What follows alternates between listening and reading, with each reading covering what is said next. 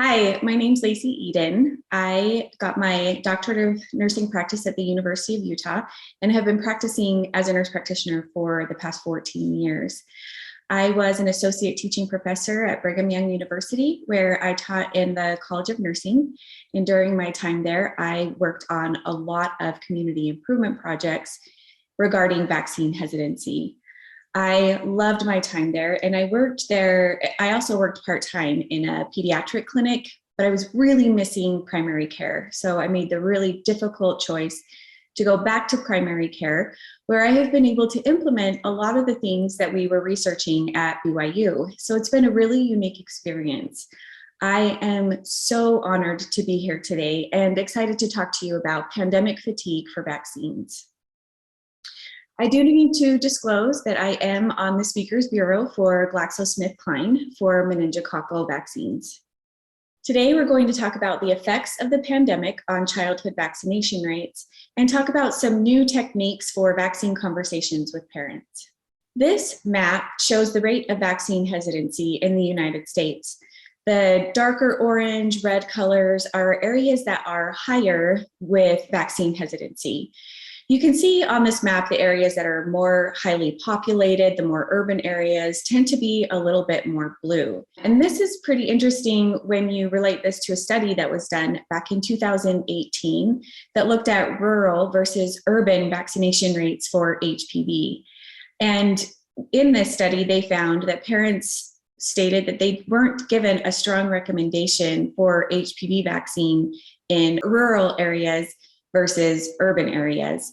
So you can see there's definitely some need for improvement with our strong recommendations for vaccines coming from the provider. So this graph here shows just one state in the United States that has some vaccine hesitancy after the pandemic.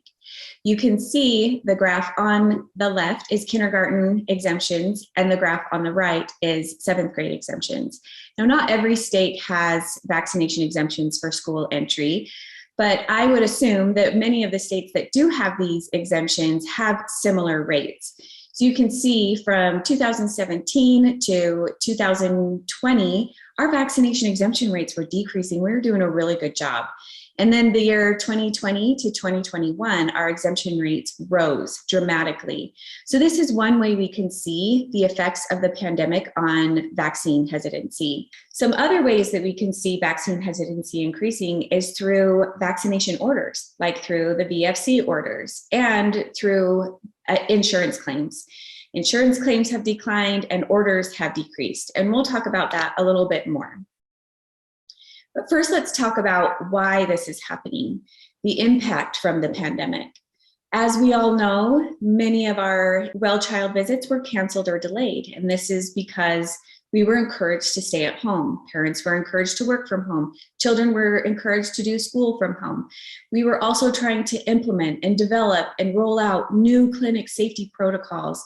And the CDC came out with a recommendation for infant and young children to make sure they get their well child checks, but they didn't really emphasize the need for those adolescent visits. And as a result, we do see the increased percentage of missed well visits as the children age. So in this study done from the Center of Translational Neuroscience in 2020, you can see from 18 months on, the percentage of missed well visits was gradually increasing. This study is fantastic because it does represent a wide range of voices. 9% were Black African American, 19% were Latinx, and almost 30% were low income or 1.5 times below the federal poverty level. Overall, lower income households missed significantly more well visits than middle to upper income households.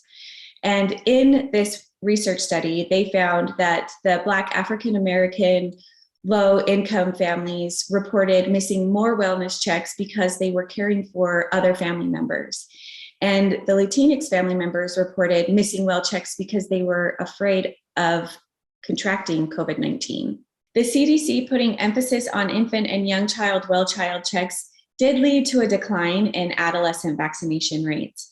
As you can see on this slide, there was a 39% decrease in adolescent vaccinations from January 2020 to January 2021. This is an estimated 10.1 million doses of missed recommended vaccines. And as of July 2020, vaccination claims have declined by 25% for commercially insured adolescents and 45% for adolescents on Medicaid. And of July 2021, vaccination claims declined by 40% for commercially insured adolescents and 60% for Medicaid insured adolescents. These declines have been very severe and they're slow to recover. During the most active phase of the pandemic, not only did children miss their well child checks, but also back to school looked a lot different. Many of our families were doing school virtually, so they didn't have that normal routine to get their physicals done and get their vaccines. So there's a lot of factors that played into these missed vaccines and missed well child visits. And as a result, it's estimated that more than 3.5 million doses of HPV vaccine have been missed since March 2020. And there's an urgent need to get back on this HPV vaccination schedule. There's a paper done by Saxena et al. It indicates it may take up to 10 years to get back on track. And this means more children missing out on HPV vaccination today for cancer prevention tomorrow. Also, prior to the pandemic, children who were publicly insured were more likely to initiate HPV vaccine than those who were commercially insured. The completion rates fell off, but the children who were publicly insured were much more likely to get at least one HPV vaccine. And since the pandemic, this has completely been erased. We know children have experienced the pandemic very differently, some losing parents and caregivers, instability in usual routines, and preventative care was much lower in those of lower poverty levels. The focus has been on school-required vaccines rather than the recommended vaccines. So we need to make sure that our patients are getting all of the recommended vaccines, that they are getting up to date with all the vaccines that they need to be protected. So how can we help? Dr. Sean O'Leary, a professor of pediatrics at the University of Colorado School of Medicine, gave a presentation at an Immunization Coalition conference. And they cited this Cochrane review from 2018 that states there is low to moderate certainty evidence that face-to-face education may improve or slightly improve children's vaccination status, parents' knowledge, and parents' intention to vaccinate. A low to moderate certainty. This is what we have always been really focused on, education, education. If we can educate our patients, we can help them make the right decision. And this Cochrane review shows that really it's only low to moderate certainty that we would actually change or improve their view on vaccines. And there is tons of research on this. There's lots of research on the parents' knowledge, the parents' attitude, the parents' beliefs, but there's very little research on what communication techniques actually change a parent's behavior. And this is because that's hard. That type of research is very, very complicated. Everyone is different. It's like children in a family. You don't discipline each child the exact same way. We teach them, discipline them, talk with them based on their personalities and how they respond. And it's the same for adults. So in order for us to research this, it is very, very complicated. And we are much better on focusing on the what rather than the how. So we talk about safety and the ingredients and the facts about the diseases. And we talk about, if we're able to educate our families about these vaccines, then we just know that with improved knowledge that they'll make the right decision, and that we just assume that they'll make the decision always rational with that decision making. And that is not always the case. Some techniques that we are all very aware of that do show some success include the presumptive statement. So we say, today your child needs Tdap, HPV, and meningococcal disease vaccines. There's been a lot of research that shows that presumptive statement does help. It does work in most cases. There's also a plethora of information that says a strong recommendation from a trusted provider is also very effective. I think the key word here is trusted. In order for us to have successful conversations about vaccines with our patients, we need to establish trusted, mutual respect relationships with our patients. And this comes from using motivational interviewing techniques. I also think it comes before that as well. It just goes a long way to ask our families, how are you doing? What are your plans this summer? How is work? Those very short conversations that don't take very much time establish a relationship where you are able to better read their body language. You're better able to kind of respond to their concerns because you know them better and you have taken the time to get to know them. And then with that motivational interviewing, the key is to seek first to understand. So we start out with, it seems like you are a little hesitant about vaccines today. Can you tell me what your particular concerns are? And then you wait and you listen to what their particular concern is. And then the best way to respond to that is to affirm it. I completely understand. There is so much information out there. And I'll often say to my parents, I don't envy you trying to raise your children in a time where you are getting bombarded by information from all different sources. And it's pro-vaccine, it's anti-vaccine, and you guys are just wading through all this information and just trying to figure out what's best for your child. So I completely understand where you're coming from. That affirmation goes a long way. And then you can do some reflection. And I will often say, I have actually had similar concerns or similar questions that you have had. And then I ask permission. Is it okay if I tell you what I have found? That asking permission creates that mutual respect. The parents know that you understand that they have the parental decision making and you want to respect that decision. And by asking permission to share that information that you have found allows them to kind of break down that wall maybe they've already built up. And it also creates a more safe environment to actually ask questions and have a really productive conversation. Another thing that I have found very helpful is teaching the vaccine schedule. So at the 2-week visit with the newborns, I talk about 2-month vaccines. And this is a great opportunity to provide parents with better and more reliable, good resources that they can research vaccines if they have a lot of questions.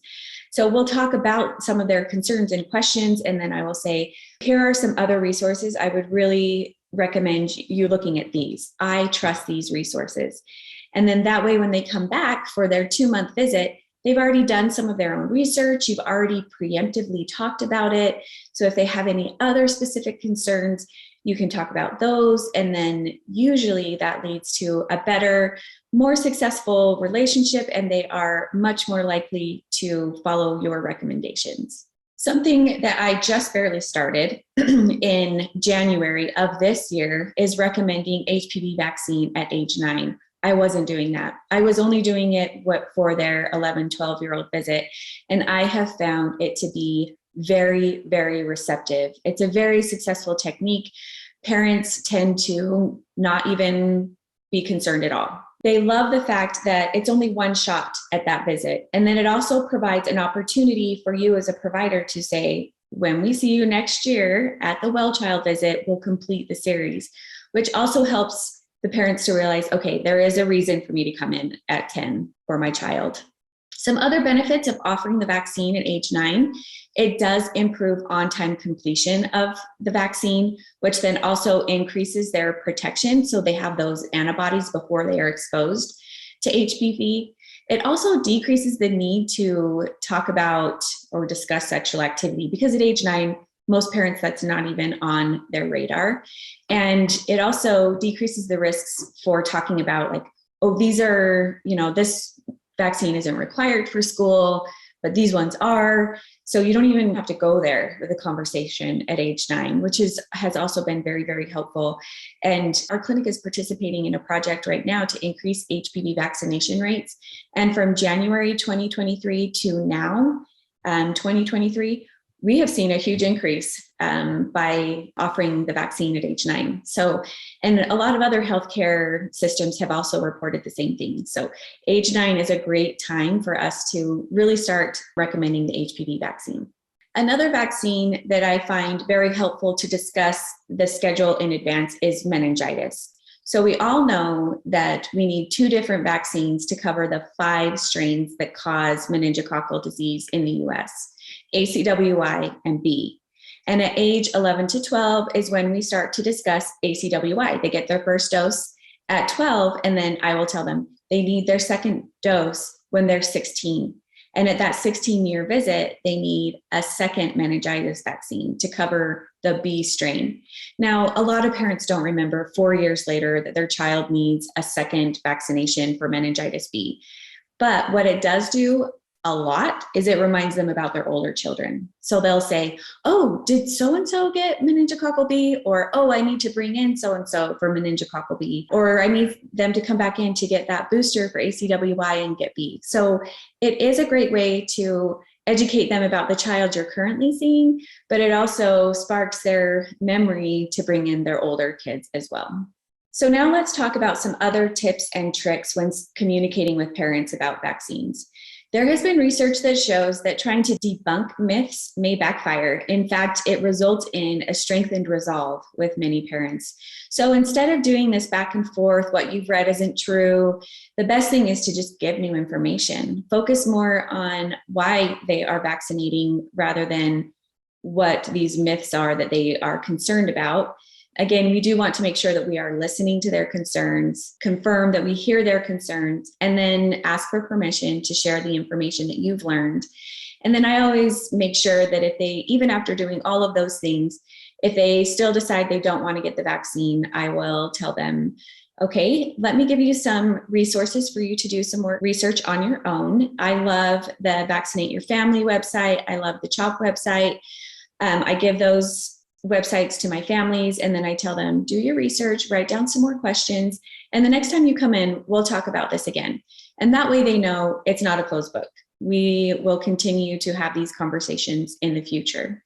One study that was done in the Proceedings of the National Academy of Sciences looked at anti-vaccine attitudes, and the research study included 3 groups. The first group was a control group, and then the second group was the disease risk group. So these parents, they had a mother of a child with measles. They discussed that. They discussed pictures of kids with measles, and they gave the families 3 statements about the severity of the disease. And then the third group was a correct misinformation group. So in this group, they just shared CDC website about studies showing that vaccines don't cause autism. And in this study, they found that the disease risk group had a much higher rate of attitude change than the correct misinformation group. Some other ways to improve vaccination rates is to think outside the box. So we all know that pharmacies are doing vaccinations, dental clinics are doing vaccinations, mobile vaccination clinics are fantastic. Here in Utah, our school nurse association is amazing. They hold vaccination clinics at the schools prior to school starting. I'm sure many of your nurses associations do that as well. The other thing that we need to consider as primary care providers are those other missed opportunities. So when your child or when your patients are coming in for things other than a well child visit, a great one is for an injury. If you're seeing a patient for an injury, that's a great time for them to just review their vaccination schedule and make sure they're up to date. Or if they're coming in for a sick visit, but they're not super sick, they don't have a fever, that's another great time. There's also that opportunity when they come like, oh, I just need my physical form filled out. I had a wellness check not too long ago. That's another great time. Look at those vaccines and make sure that they received what they needed when they were there. Something else that I've started to do that has been really successful, and I'm very excited about it, is I do a little huddle with my medical assistant before our day starts. And at our clinic, we switch medical assistants every day. I have a different one every day, which I love. It creates a great team approach. But this little huddle between me and my medical assistant, I will say, it looks like we're seeing, this many 9-year-olds, this many teens or whatever. And then I'll say, before you go into these rooms, even for the sick visits, will you just pull up their vaccine schedule really quick and just make sure that their records are up to date and that we're not missing any vaccines? And that has been phenomenal. At first, my medical assistants were like, Lacey, I don't have time to do that. But I was like, let's just try it. Let's just try it and see how it goes. And it's actually going pretty well. I would say by doing that in the last couple months, I have been able to do vaccines outside of our normal well check visit at least 3 or 4 times a week. So I'm catching those missed opportunities, which has been kind of exciting and fun and a great team effort between me and my medical assistants. I've really enjoyed doing that. And then last but not least, I think it's important that we don't overshare information because this can raise more questions. So really the best thing is just answer their specific question. Just based off of the motivational interviewing, answer those specific questions. My great friends and colleagues from BYU published an article in the Journal of Nurse Practitioners titled Responding to Parents' Questions Regarding these different ingredients in the vaccines. And the title of that is listed on the slide there. This is a great resource for those parents who have a specific question regarding a certain ingredient in the vaccine. I wouldn't recommend going over every ingredient in the vaccine. It's just, again, it raises too many questions. But this is a great resource if you have, it's not very often you have a family member that says, oh, I'm worried about the formaldehyde, or I'm worried about this certain ingredient. It doesn't happen very often, but it does happen sometimes.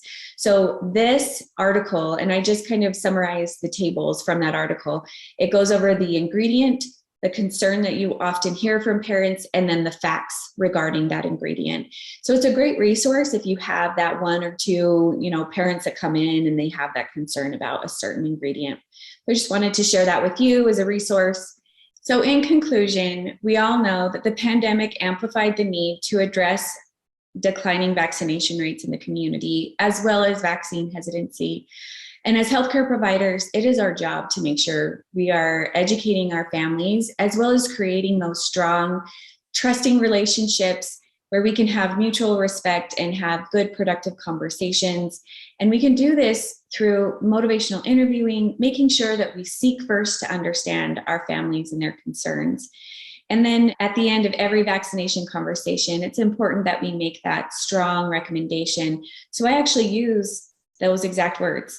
I strongly recommend these vaccines today. And I think that doing these things has really helped improve the vaccination rates within my patient population. I hope that some of the information that you've heard today is helpful to you, maybe changes some of your current practice. And I am just so honored to be here. Thank you so much for allowing me to present this today.